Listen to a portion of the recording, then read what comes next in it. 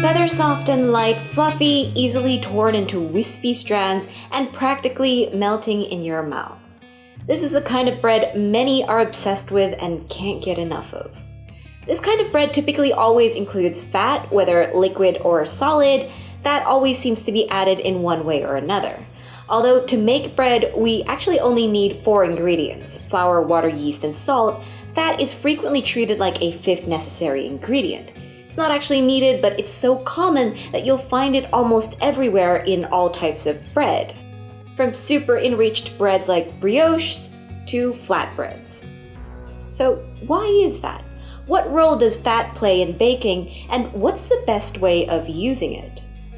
To start with, when we add fat into a bread dough, it does something pretty interesting. If you've been baking long enough, you probably know about the gluten network that supports our bread. Gluten starts forming the moment flour is mixed in with water.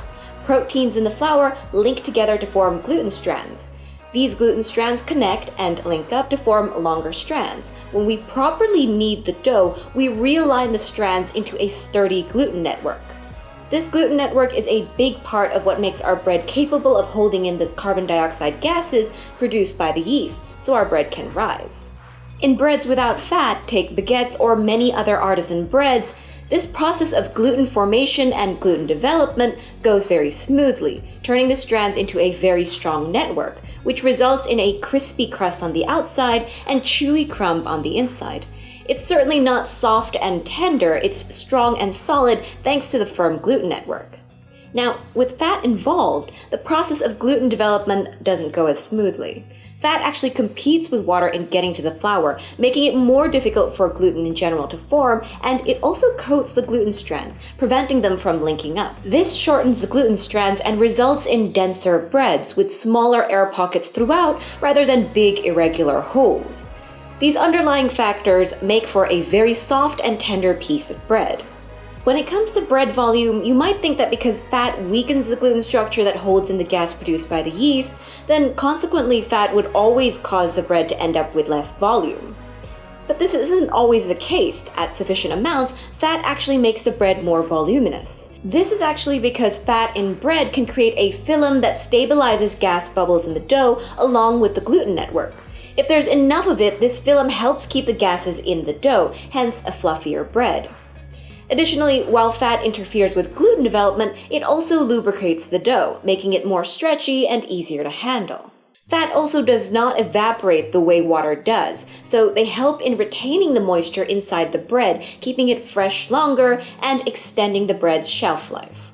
Note that different fats have their own tastes and benefits. For example, olive oil, commonly used for more savory types of bread like focaccia or pita, is a highly aromatic oil with its own unique taste. As a liquid fat, olive oil is both a flavor carrier and a flavor enhancer. As a flavor carrier, it absorbs flavor into its structure, and as a flavor enhancer, it improves the taste of the bread in general. Butter is another example of a popular fat. It's creamy and milky. This fat is a regular in enriched breads. Compared to the previous olive oil, butter is a more solid fat, which has its own effects on the bread dough. It also contains a small percentage of water that may affect your measurements of the hydration. Despite its popularity though, butter is rather well known for being pretty difficult to work with. That's why many substitute it with other fats like shortening. Shortening is not only less temperature sensitive, but also 100% fat, making it very easy to work with and account for. The only drawback really is flavor. But there are also some butter substitutes that have the flavor of butter while being more stable and less fussy to work with. Therefore, which fat you choose to work with is mostly a personal choice. Now, talking about examples of popular fats, note that we can also see fat in relatively smaller amounts in other ingredients not typically considered fat, such as eggs. Egg yolks contain a large percentage of fat and also contain emulsifiers that stabilize the bread dough. In some recipes that call for a lot of eggs, such as brioche, the fat they add can be quite sizable. There's also a small amount of fat in milk and other ingredients commonly added into bread. Okay, we have a clear picture of fat and the science of what it does in bread. Now, how do we use fats effectively in our baking, and what are some of the things we need to pay attention to? One thing you may see a lot in bread recipes using fat, especially if they're using a lot of a solid fat like butter, is that they tend to add the fat later on in the process, in fact, after all the other ingredients have been mixed and kneaded for a while. This has to do with what I said earlier about fat interfering with gluten development. We add the fat later on in the process because we want the dough to develop some gluten, so when we add the fat, we already have something to start with in order to form that gluten network. In the worst case scenario, if you add fat directly to the flour and water before enough gluten has formed, you could end up with a more cake-like texture kind of bread, if it can still be called bread. Because the gluten would have so much trouble forming, even when the flour has formed some gluten, adding the butter too early may cause problems and result in the dough requiring a longer kneading time. Unsurprisingly, breads like brioche, which have substantial amounts of fat in the form of butter, 50% of the flour weight sometimes, frequently have long mixing times, and generally recipes including butter or solid fats will usually recommend that you knead the dough by machine. It's not exactly like it's absolutely impossible to knead butter into dough by hand, but it's certainly difficult and incredibly impractical, especially if you live in warmer climates like I do. If I tried to knead butter into bread dough by hand, I'm more likely to end up just oiling my workspace since butter gets soft very easily at slightly warmer temperatures. When it comes time to add fats into the dough, consistency does matter. The melting points and consistencies of fats vary greatly, and this can affect your bread.